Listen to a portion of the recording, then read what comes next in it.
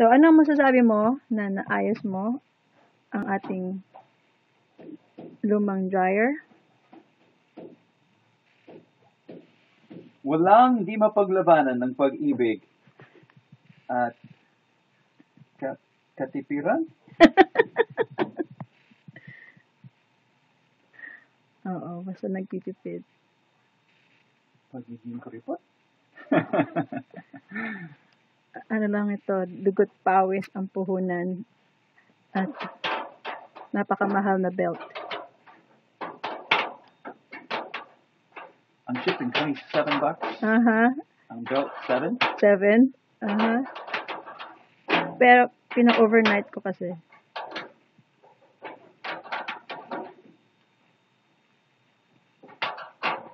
Victory. Sige. Tapos na ang kalbaryo. Kalbaryo.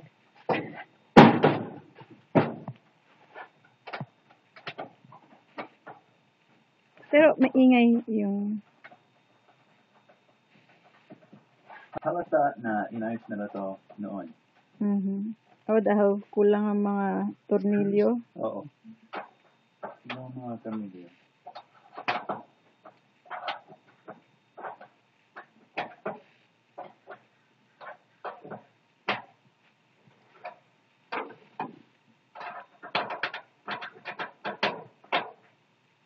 At salamat din na may YouTube.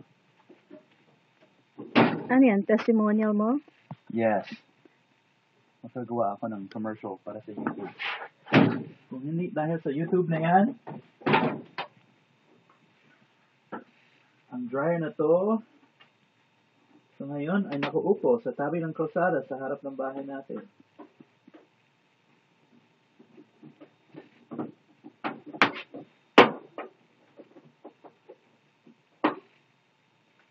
At salamat din sa repair clinic.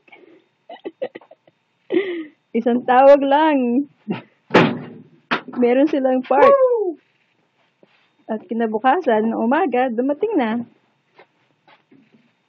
So, YouTube at repair clinic.